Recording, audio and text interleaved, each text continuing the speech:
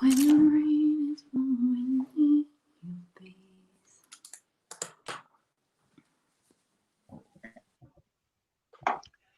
Hello, you're very welcome to Destination Uris here on a Friday evening. Hello to Ewan, he's below me here. Sinead and Mickey are beside me. But before we talk to our community activists, I'm going to give you a little quick snapshot of the news. There have been 2 more COVID-19 related deaths here in Northern Ireland, bringing the total to 554. The department daily figures are mostly comprised of hospital deaths where a patient had previously tested positive for the virus. The latest figures on the department's dashboard show that a total confirmed positive cases for the virus now in Northern Ireland stands at 5,747. There have been 2 further deaths of coronavirus in the Republic of Ireland, bringing their death total to 1,740. The total deaths on the island of Ireland is 2,294. The UK's coronavirus total rose again yesterday, bringing the total to 44,131. In Scotland, the figures show that 2,487 patients in Scotland have died, but that could go up to 4,155 deaths registered in Scotland. The NRS figures are based on, and they're higher because they include all cases where COVID-19 is mentioned on a death certificate. In Wales, 2 more people with coronavirus are reported to have died in Wales, bringing their total to 1,525. The confirmed number of corona cases in Wales stands at 15,815. In Newry, Morning Down, 363 people have been confirmed with coronavirus. That's up 5 from yesterday, and there's 46 people dead in that area. Armagh City Banbridge in Craigavon, 749 with 83 deaths. No change here. Here in Northern Ireland, hotels, bars, restaurants and cafes were allowed to reopen from today after months of closure during the lockdown. Michelle O'Neill says she was sorry for grieving families experienced more hurt after complaints about her attending Bobby Story's funeral. Arlene Foster says that Michelle O'Neill's apology fell short. In the Republic, the central bank warns the economy could shrink by 14%. The central bank has said the economy could shrink this year by up to 14%, while it has also warned that unemployment could average as a high as 17% this year. Latest Brexit talks end early as divergence remain unsolved. The latest round of negotiations between the EU and UK on the future relationships have ended prematurely, with both chief negotiators issuing downbeat statements on the progress. In a statement, Michel Barnier, the UK's chief negotiator, said after 4 days of discussions, serious diversions remain. His counterpart David Frost said in a separate statement that the negotiations had been comprehensive and useful, but they had also underlined the significant differences that still remain between us on a number of important issues. Well, we'll watch that story as the year goes on. But it's great now to be talking to our community activists, to Ewan, Mickey and Sinead. And I think we're going to go to Ewan first. So Mickey and Sinead, it's great to have you here. You're looking awful well, but you're going to have to sit this one out for a minute or two. So Ewan, before we go, the big building in Cranshaw Thomas Davis is up there beside you. It's taking great shape. It is indeed, Damien. I've a wee bit of update on you for this. Hopefully next week I'll have a wee prepared video about the status at the moment of the Thomas Davis new edifice that's been built up there. I'm going to do a couple of interviews with some of the key people involved in it for next week. So that should be a wee nice piece, a wee nugget to put in for next week. But I know that whilst it's going very well, probably the estimated time arrival now would probably be, the finish line will be more likely be in February of next year. But listen, we've been waiting for a long time for it, so another extra 6 or 8 weeks won't make too much of a difference. I think it's taken 11 years in total to get to where it is. It's one of the biggest building projects in Uri, so it's brilliant to see, and good luck to them. So Ewan, tell us what's happening. Sorry, can you hear me okay, Damien? Sorry. Hello. Yes. Hello. Yes, can you hear me, Damien? Yes, I can hear you there. Yeah. Okay, sorry about that, Damien. Well, Damien, before I start our local Barcroft area news, I suppose we're very close to Daisy Hill Hospital anyway. I just want to lead with a story that was breaking tonight that actually came out of Mickey Brady's office. And that was to say, I did emanate from Mickey Bree's office about 5:30 this evening, and that's to say about the lack of possible ambulance cover for not only for Newry but also for the entire South Armagh, South Down area for this coming weekend, starting from tonight. I had to pinch myself when I read that that there may be possibly a lack of actual coverage for Newry, South Armagh, South Down from an ambulance service. Mickey has requested an immediate and an urgent meeting with Michael Bloomfield, Chief Executive of the Ambulance Service. And I know Sinead and Mickey's there, and I'll leave that maybe for them to develop on. But it would seem that there could possibly be no ambulance cover for the Newry area for this coming weekend. And to me, that's absolutely catastrophic. But anyway, I just thought I'd be the bringer of the news, although it's not the best of news. Oh, well, at least it's news. Sorry, it's good news. It's good news you're to be hearing, because that's unacceptable. Absolutely, totally unacceptable in this area. Because I mean, if you're coming from Annalong to Craigavon, and there's no coverage. You're coming from Cullaville to Annalong, there's no coverage. It's not acceptable. And I'm glad that you've brought that to our attention, because we'll bounce over that one as well, and we'll put a little bit of pressure on the trust as well. I'm delighted that you've told us that, because, and I'm sure Sinead and Mickey will bring that up as well. But absolutely not good enough from this part of the country. I know they were saying earlier on that the ambulances would serve for, they didn't want people to be going into accident emergency, walking in, the ambulances would take them in. Now we can't even get ambulances to take really sick people to the A&E or into the hospitals. Just not acceptable, Ewan, and I'm glad you've broken that story, because we'll keep on top of that one as well. So let's hear again what's happening up in Barcroft then. Well, I also have a piece of news that I haven't lost you. You know. No, you walk away. I'm still here.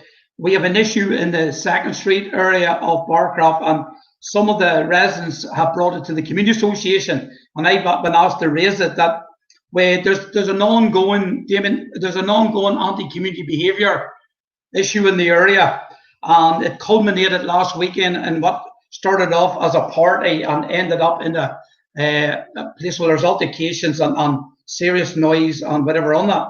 However, this Barcroft Community Association, as you know, have a very strong relationship with both the PSNI and the local police and community safety partnership, and that some neighbours apparently phoned the police, but in the middle of it all, the police arrived on the scene. And what did they do, Damon? They went to the wrong house. They went to a 75-year-old pensioner's house, put her door in, got her out of bed, scared the living daylights out of the woman or whatever on that, and actually compounded the issue. Now, to be fair, I've spoken to the local sergeant, Ryan Duffy, on that, and Ryan has said they'll take urgent steps to try and rectify that situation. But it shows you, sometimes despite the best intentions for everyone, you can still end up in chaos. And can I tell you, chaos prevailed last Saturday, Sunday and Monday in the 2nd Street in Barcroft. But it's unacceptable. It's unacceptable to the people of the area. A lot of the people living in that area are in their twilight years, Damien. And the use of term is well coined, but it is a disgrace at the moment. I'm hoping that both through the police and all the other agencies there, including the housing association responsible for that area, that they'll try and rectify that situation and take some of the pressure off the residents in that area who deserve better. So unfortunately, that's not the best of a story to lead with, but it's a way of life, Damien. But my appeal would be on behalf of the community association for residents, irrespective of who they are, what background, or even what age they are, to try and respect and live. Everybody has rights. Everybody has the right to a house, a roof over their head, and to be able to do what they feel is correct. But you also have responsibilities there, and your responsibility should be, especially if you're living in an area where people who are at the have lived their lives, worked hard, reared their families, and all the rest. Surely they deserve a wee bit of respect too on that. So that's my point on that, Damien. Okay. Yeah, thanks a million. I'll just go to the photo one then, Cal, and it's just to let you know that the Barcroft Committee also have asked me to inform residents that we hope to hold our quarterly interagency meeting with the Supporting Communities Initiative as soon as possible. and that's the second. That was the council one, but the executive there, the lady's called Orla McCann, and Orla comes every 3 months. And what we do is we hold a multi-agency meeting there, and a lot of issues are raised and are able to be sorted in that particular scenario.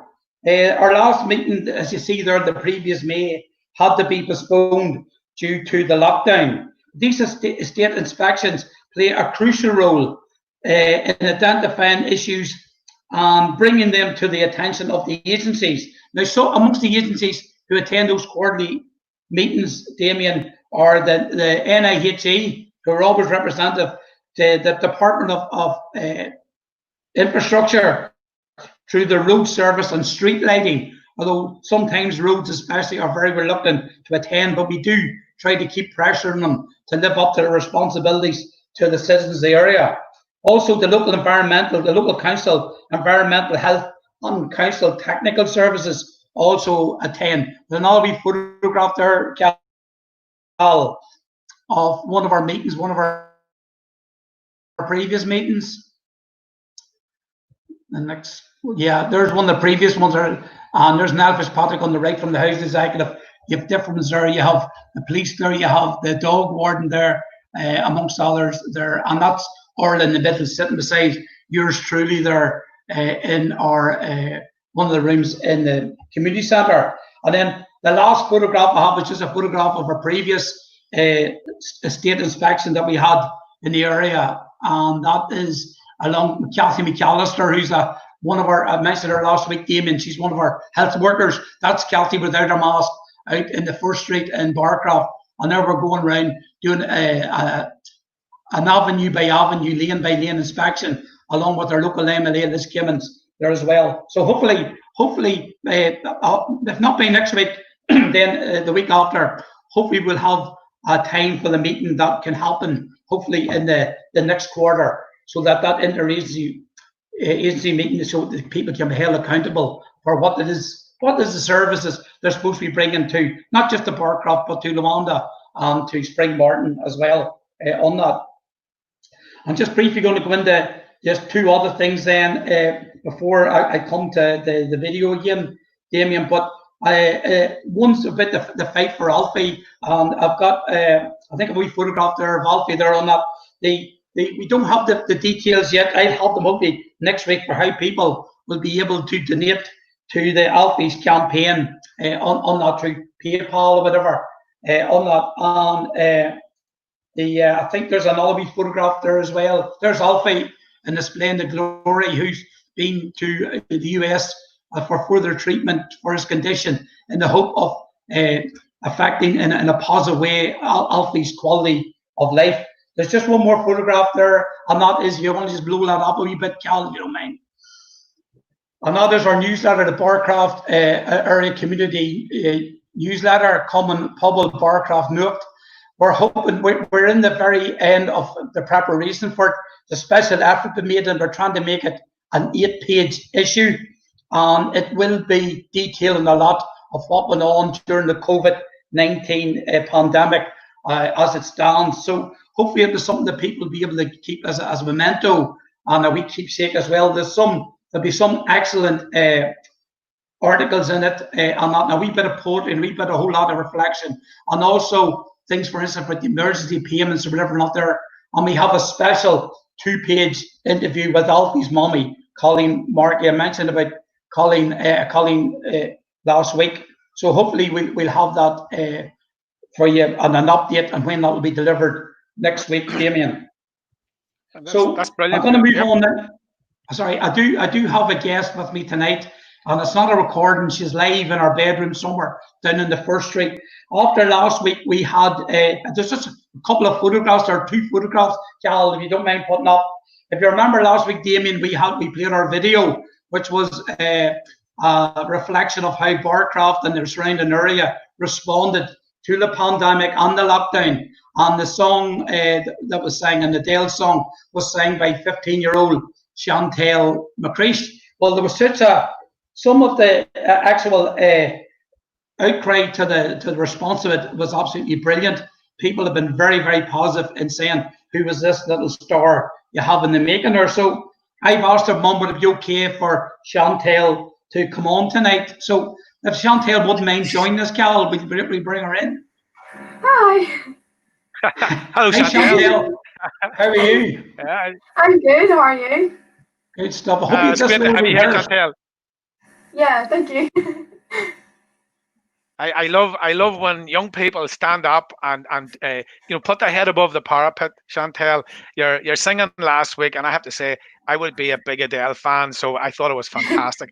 And it's great that you can do this, and I hope that you continue. And maybe we could see on some of these big talent shows on TV, where we could see at least a decent good singer. So you and you have a few you want to have a wee chat with Chantel here, Yes, so I we're do going to play the indeed. video. Well, just before we play the video, Chantel, as you know, there was a slight quality issue with the part of it at the end, and I know some people said they would like to hear the whole thing again in its fullness. Are you happy for us to go ahead, lad? And then we'll have a wee chat after that. Yeah, that's no problem. Okay, so as I say, will you roll it there, Cal, please?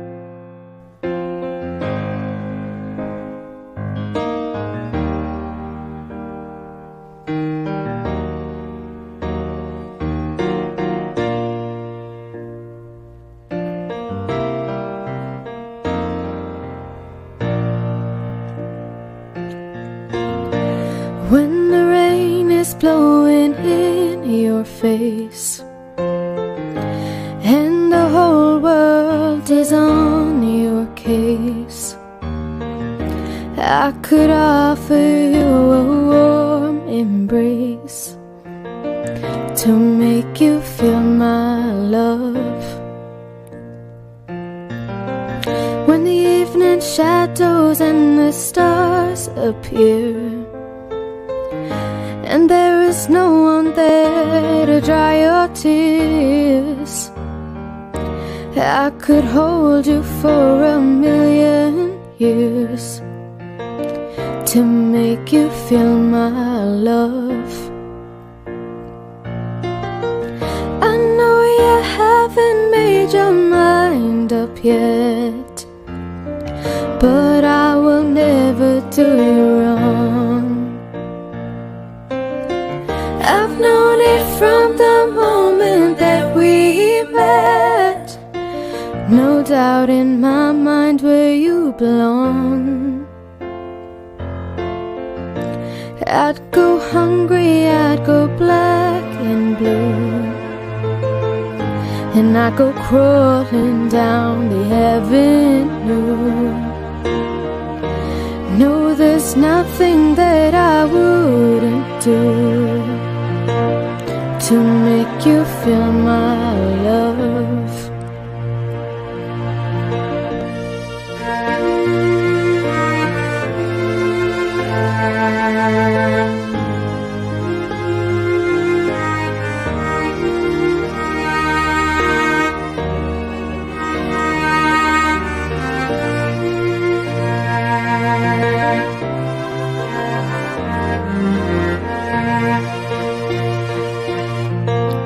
The storms are raging on the rolling sea and on the highway of regrets.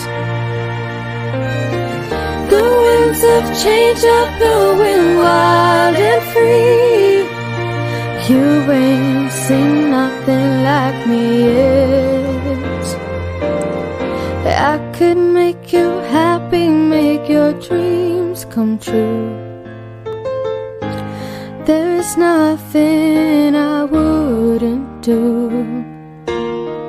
Go to the ends of the earth for you to make you feel my love, to make you feel my love.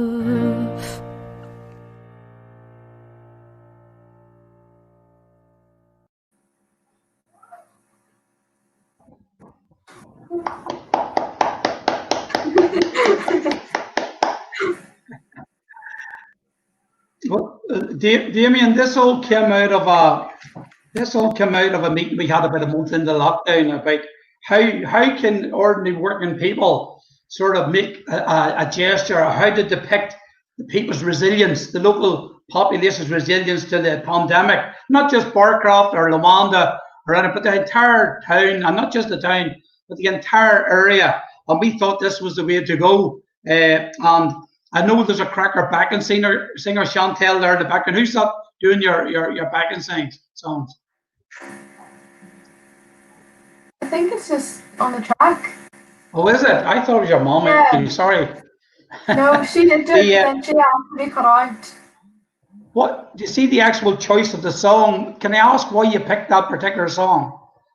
Well, basically, Mommy said it would be good because I basically the words mostly already and like the meaning behind the song. Yes. And you see the fact that when we suggested you and your mum approached you, obviously you just jumped straight out and say, yes, I'll be there. This is for me. Me? Did you say, yeah, I want to do that, or was there a form of bribery had to be brought into it? Mummy bribed me over time with a pair of shoes and new leggings. Right. So shoes, new shoes and new leggings, right? So it was a bribe then, yeah. And what happened if that? If you hadn't have gone for that deal, you wouldn't be sitting here tonight telling everybody about your experience, you know. No. But it was a really strong song, and again the reaction to all the members of the committee say people are stopping them in the street and saying that was unreal, you know. So hopefully you can say a star is born on that. But you see, while we're here, and I've no problem coming back to this in a minute, but you might would just ask you a couple of wee questions, because I think you may be the first real teenage or young person actually on, but definitely the Barcroft area news, and maybe a few of the other news bites. But you see the fact, how's COVID affecting you and your generation, Chantel? Well, obviously there's like it's really affecting with school because GCSEs and everything, because you're missing out so much. As teenagers, because of like the pandemic and everything going on with COVID, you've not been seeing friends and everything. What school do you go to, Chantel? I go to Newry High. And what year are you there? I'm in year 11, but I'm going to be going into year 12 now once we're back. So I've missed all my year 11 GCSEs. Right. But do you have any questions there from yourselves? Have you speaking to your friends as the, you know, can you direct anything even to the Department of Education or anything about, you know, about the grading, you know, and for the future? Surely that would affect your preparations and your studies. Yeah, especially because you've missed out on teaching. Like you've been getting your work sent through through Google Classroom, and it's like it's good all the teachers are doing for you to help, but it's not the same as being in the classroom with like a school environment. So teaching yourself and having the GCSEs coming up, it's not going to have the same effect. So the grading, like how GCSEs are going to work, and the grading and all, it's like going to be challenging. Okay, and you see, even then from a social life, you know, what your normal social life has been, surely that's been affected as well. So how does that work out with your friends and family and whatever on that, Chantel? Like going to see my granny or anything for like a cup of tea and all, so you're just standing like awkwardly away from her outside and just like, oh no. So it's like that there. So you probably been keeping yourself very busy in the house doing housework and on helping mum. Yeah.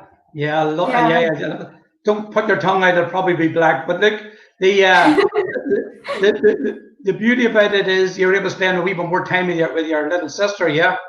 Yeah, and my dog.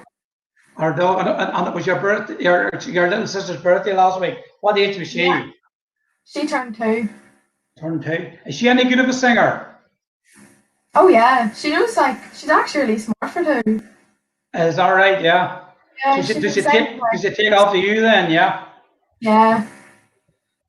Very good. Yeah, Well, yeah, well, Chantel, to say to you, it's a lot of pressure we as a community association put on yourself, about doing the song. We could have went for an adult, there was a load of people had said that they suggested they would do it, but when they heard your rendition, they said, look, this young lady McCreesh has to deliver the song, and I think you've eloquently summed it up the whole way through.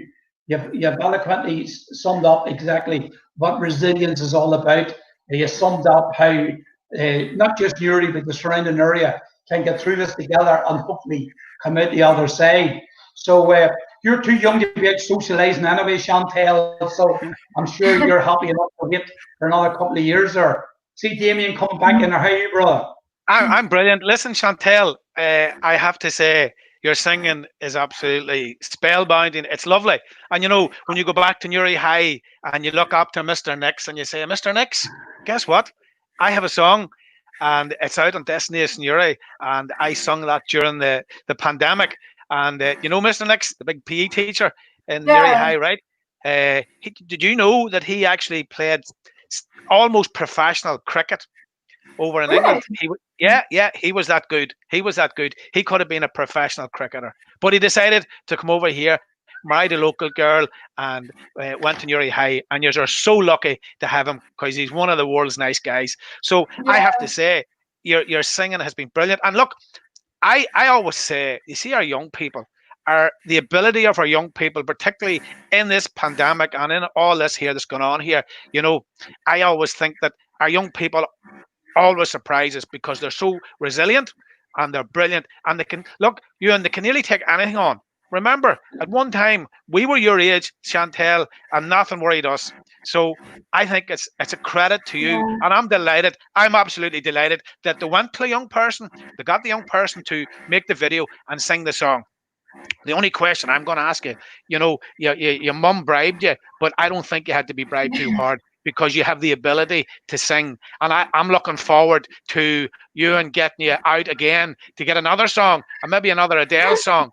And we'll play that in a couple of weeks' time because, it's that good, I have to say, and you just seem to be enjoying the whole experience. You could see the smile on your face as you were singing. And if you're smiling, I absolutely think then, hey, that is fantastic, And I think what it called, I just think from a young person's point of view, take your hat off. As a credit to you. Your school will be delighted with this. Your friends will be delighted with this, and of course your community is delighted with this. And Destination Newry are more than delighted to show this out to the wider Newry area. And I have to say, brilliant. And we're going to bring in a couple other people here to congratulate you. We have Sinead, and I think you might know Sinead as well, and Mickey. Sinead, what can you say about this young lady? How good is that? Unreal. I'm so jealous of your singing voice. Oh, so good, Chantal. Damien, you're dancing to Pamela Hop. I just think that to be able to do that, such a skill to have, and to sing it with a smile, because sometimes you have to be forced to sing something, but when you're singing it like that and you're singing it with a smile on your face, it's just radiance, and you're lifting everybody, you're giving everybody a lift. And I have to say, so we even got a lift there looking at the game. We seen it last week. We thought it was good. Even tonight, it's even better because we've seen it for the second time. So again, congratulations, young lady. Thanks so much. You wouldn't have to. Sinead, you wouldn't have to bribe me to come on and sing, but I don't think too many people would be wanting to hear it though. Can I just say, and we'll finish up here. You're getting some plaudits tonight, Chantel. But can I also say, Damien, that Chantel's also a part of our youth group as well in Barcroft. And I know whenever the lockdown's over and we're able to reopen our centre properly, that Chantel and the rest of our friends will weigh in to give us a hand. The last thing is, I did mention earlier on, Damien, that we have a newsletter, hopefully being prepared, 600 copies to be distributed. I forgot to tell Chantel that that's a bribe from us as well. You have to go out and give us a hand to deliver them. Yeah, and then you can buy her another pair of runners or something. I think. Put it this way. Can I just say that the video and the song will last a lot longer in people's hearts than the runners near your feet, Chantel. That song will last a long time and not ever. Can I just say, Damien, that's us for this week. That's our piece for this week. So if you're happy enough, we'll sign off now. Listen, Ewan, thanks a million. And Chantel, from myself, Destination Yuri, Sinead and Mickey as well, I have to say, you know, you're in the middle of us all here, and that tells the story in itself. So listen, congratulations, young lady, and keep smiling. You have it's infectious. And remember, when you go back to school and you're talking to Mr. Nix, you look up at him and say, I can sing. You may be able to play cricket, but I can sing. Chantel, it has been a pleasure talking to you. Thanks a million. Ewan, thanks a million. It's great. So, Sinead, what can we say there? Like, you know, a lovely young girl with I suppose the world at her feet. She's worrying a wee bit about her losing her school there, but look, people, they will pick that up very quickly and they'll get on. So listen, you have plenty to tell us down around Warrenpoint and Bourne and what's happening down there. So take it away there. Thanks very much, Damien. I suppose if Mickey doesn't mind, I'll maybe kick off with the breaking story that Ewan from Barcroft touched on there earlier, and that's obviously the worrying issue about the ambulance cover. So as we learned earlier this afternoon, and again I have to stress that this was only through the diligence of a member of the public in reporting this to Mickey Brady, the MP for Newry Armagh, and only for that being brought to the attention of Mickey, you know, we wouldn't know that this issue was emerging. And if anybody hasn't heard yet, we're learning that there will be no ambulance cover for the entire South Down Newry Armagh region, certainly tonight and possibly over the weekend. Now, this is a situation that none of us can tolerate. And the fact that we weren't given a heads up about this as elected reps, certainly this was going to be the situation this weekend, is simply unacceptable, Damien. And it's something that certainly, you know, myself and Mickey Brady, Mickey Ruan and the rest of the Sinn Féin team in Newry Armagh and South Down simply won't have. So I know just before I come on tonight's show, Damien, speaking to Mickey Brady, he's been in touch straight away with the chief executive of the ambulance service, and we'll be seeking an urgent meeting with them to discuss this and to rectify the situation going forward, because it's simply not acceptable. I've had families from across the district. I've had people from Warrenpoint, people with kids and young families so worried, just beside themselves, that this is the situation. So, you know, this is something that we're not prepared to tolerate, and we need urgent intervention, and we need this sorted out immediately. So that's what we will be doing, Damien.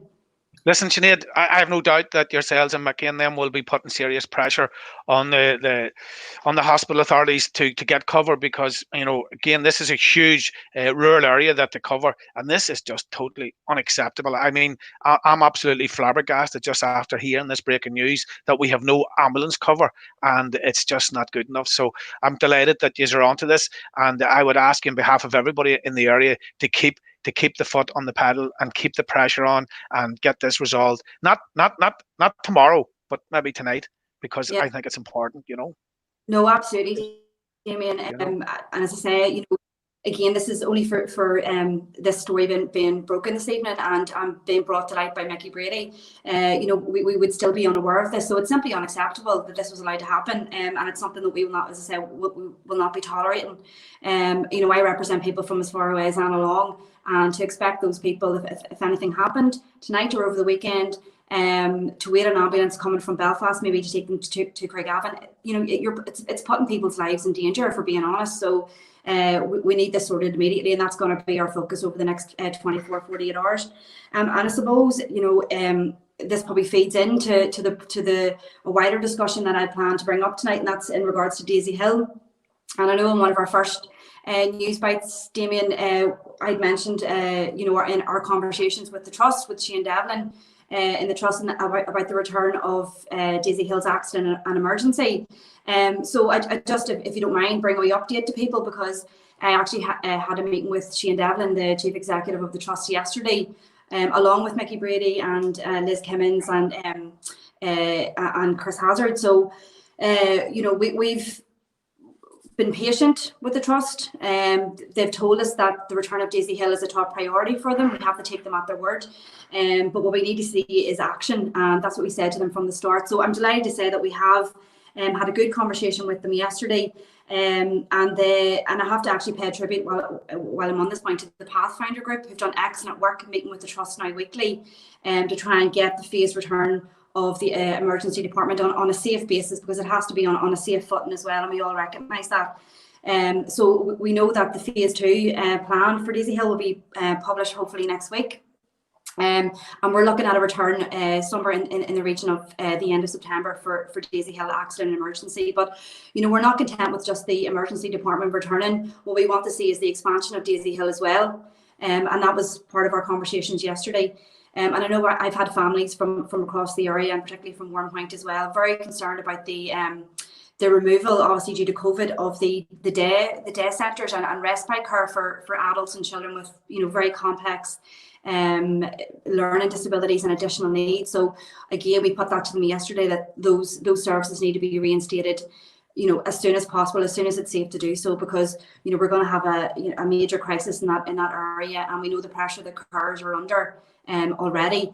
I think one of the issues in terms of Daisy Hill was the staffing levels, and we were very reassured yesterday to hear that in terms of consultants at Daisy Hill, that they're now at full capacity, and they actually have, just as of Monday this week, employed a further 3 consultants, accident and emergency consultants for Daisy Hill. So it's very positive, but again, we need to keep a watching brief on this, because the people of Warrenpoint, of South Down, of Near Yarmouth have been very patient, very understanding in terms of the need to move the accident and emergency due to COVID. But what we need is our accident and emergency back where it belongs, and servicing the people of this region. And that's only been highlighted, the need for that. When we talk about the issues in terms of the ambulance service as well. So I thought I'd just bring you that wee update, Damien. I think it led in nicely that we started with the ambulance issue, just to bring that update in terms of Daisy Hill. Well, listen, Sinead, thanks a million for that, and I wish you well. Keep us posted as you go along with that, and we look forward to that. But again, we're here tonight to talk about the Warrenpoint area and what's happening down there. So Sinead and Mickey, take it away. Tell us what's happening down around the lovely town of Warrenpoint. Thanks, Damien. I'm not sure, Sinead, which is the first item. Is it the sand on the beach? The indoor market. Almost got it right. Obviously, we touched on this a number of weeks back, and on the 11th and 12th of July, there is an indoor market, and this is the first time it's been held in Warrenpoint. There was an indoor market many years ago, and people are trying to revive that there, and it'll take place in what would be known as the old Thrills and Spills in Warrenpoint, which is down by Shenanigans on Dock Street, just on the corner there, facing into the town dock. So we'd ask people to support it. Obviously, the organisers have went to great lengths to put this together, so it would be nice that the local people would come out and show their support on the day. And you'll have many local crafts and small businesses who'll be at the market with their wares and tours. So we'd encourage people to get out and support that. Absolutely. And I think, Mickey, you were wanting to bring people an update in terms of the sanding of the beach. Yeah, this is something we've been working on for quite a while now, and the sand hasn't been put down on the front shore for quite a number of years, and that different issues, licensing issues, etc. So for the past year, we've been working on that there. Obviously, with the way things have went over the last number of months with the pandemic and that there, lots of things have been put back, etc. We would have liked to have had the sand on the beach long before now, but we've been working through it. I was in touch with council officials this morning. They're expecting on Monday of this week that they'll be back with the definite date for it, but we are wanting to do it as quickly as possible to get the sand down. Obviously, the weather hasn't been great this last number of days in the last week, but hopefully it'll improve as time goes on. And just as we had said before, with the opportunity for people to get away on holidays this year, which has been taken away from everyone, staycations are the in thing. People will need that opportunity to get down onto their own seafronts and enjoy it. And what better way to do that than the sand back down on the beach, which allows families to bring their the kids down and to enjoy that there, and hopefully with the good weather as well. So we expect that to be done within the next week or so, and we hopefully this time next week, I would like to think that we're showing photographs of it in place, but it's not that far away, but it should improve things. Yeah, and I suppose, you know, you're talking about, you know, the Warrenpoint starting to reopen again as well, and myself and Mickey have been very much to the fore of trying to make sure that Warrenpoint gets the revitalisation that it needs moving forward, especially post-COVID. So this week, myself and Mickey we've actually written to all the businesses in Warrenpoint, because we do have, well, we have lots of positives in Warrenpoint, and we do have some negatives in terms of traffic flow and traffic management, and what we don't want is those issues to hinder the reopening of businesses and have a detrimental effect in terms of people trying to make a living and trying to grow their business. So we've begun initial discussions with the Department for Communities, Department for Infrastructure and the Council, and what we're looking really community buy-in, because what we need is we need to hear the views of all the businesses and all the residents, because if anything is to work, you know, we need people to buy into it and to say how those issues are affecting them and have a hand in rectifying them. So if I could just put a call out, all the businesses at Warrenpoint will have received a letter from us this week, but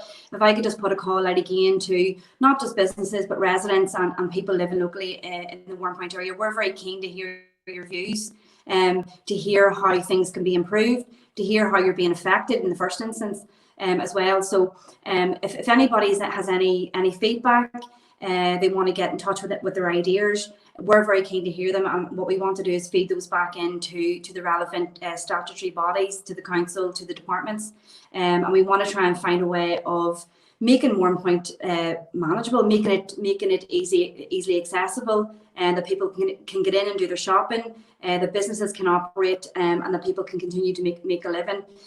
So again, I'd put a call out to all the businesses and to people generally.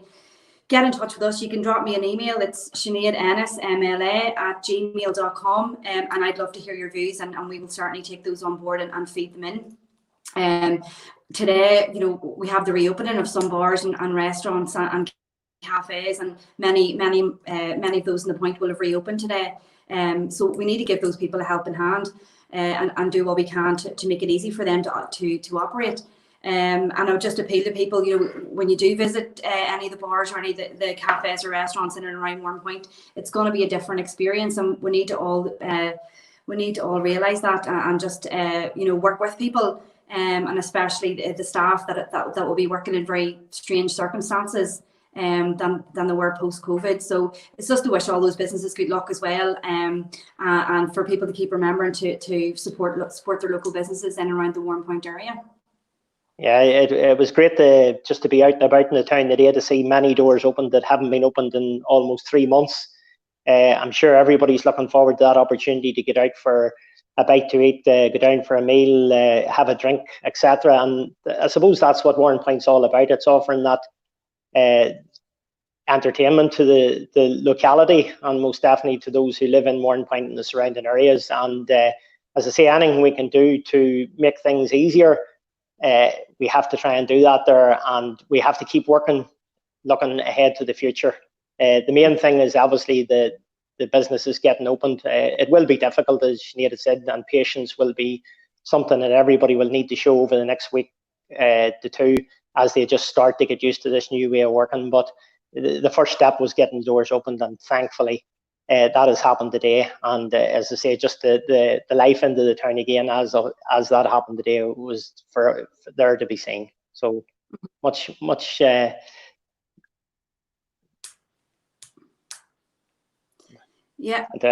Sorry. Yeah, I think I went silent there, did I? Sorry. No, I mean, you mentioned us in your opening piece there, in your news piece about the Brexit process and how talks were ongoing in your opening news piece there. And I suppose, like, we can't let tonight pass without mentioning that Warrenpoint was again in the news this week in terms of the harbour and the port. And Warrenpoint Port will have I suppose a very central role to play in these negotiations going forward. And what we did learn over the last short period is that despite what other people were telling us in terms of there'd be no need for infrastructure on the border, we know that we always have known that wasn't going to be the case, and we've seen the outworkings of that this week, where DERA and the British government have said that it's incumbent on Warrenpoint Port to erect some kind of check-in facility. Now we're hearing that Warrenpoint Port are being told that they need to build a substantial facility at the harbour site. Now people will be aware that there are issues with the port ongoing.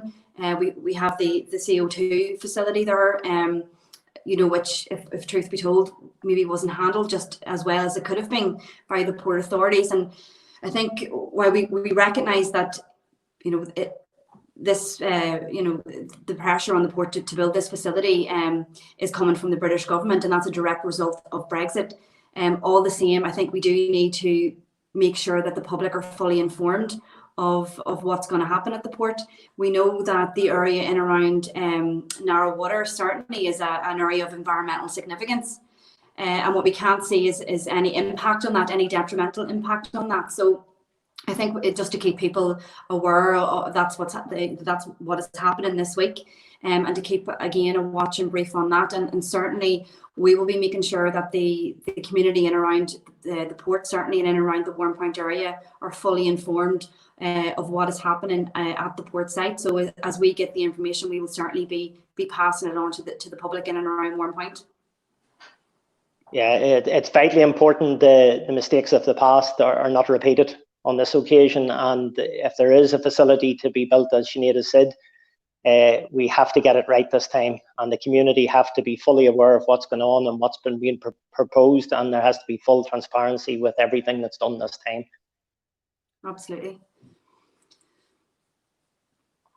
So I suppose, Mickey, you wanted to just mention about the Warrenpoint Lotto.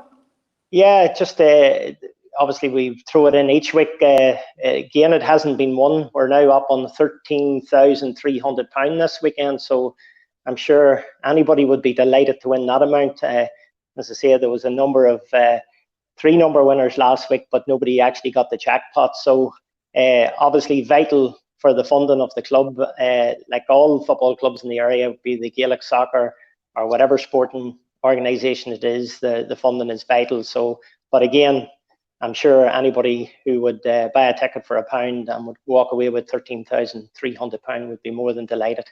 So ask people to go out and support it. Available from the Vivo, from Linda's and the usual venues, and also Club Funder as well. Yeah, absolutely. And Mickey, have you anything else you want to raise in this section? Not at the moment, Sinead. As you said earlier on, I think with the town centre and that there, and just the ongoing discussions with the local businesses and that there, as we move forward out of the times we're in, it's vitally important that we don't forget that we need to keep moving towards those other developments we talk about, the seafront, and also the possibility of the traffic management in the town that will help the town grow in the times ahead. I suppose, Damien, just before we go, a bit of sad news, unfortunately, and it's just, we had a very tragic incident earlier in the week where a resident from Warrenpoint, Lachlan McGinn, was tragically killed earlier this week, and it's just really just to say, we're heartbroken for Lachlan's family, and we just want to pass on our sincere condolences to the McGinn family and to Lachlan's friends at this time. Yeah, it's very, very sad, Sinead. We were told about it during the week. Well, listen, again, thanks for breaking the news there this evening about the hospital, the ambulance cover in the area, and also about the port. I think it's very important that the local people are kept up to date of what's going on, because when we hear of the negotiations not going well with the 2 main people that's tasked with that, then that puts a serious amount of pressure on where we live, because it's going to affect us more than anywhere. So listen, thanks a million, and it's always good to talk to you. It's always good to get the community news from Warrenpoint and further afield. So again, thanks to young Chantel for giving us the song this evening. A lovely young lady, and we'll hear of her again. So thanks to everybody for tuning into our community TV and our news bites this week, and we'll do this all again from Monday.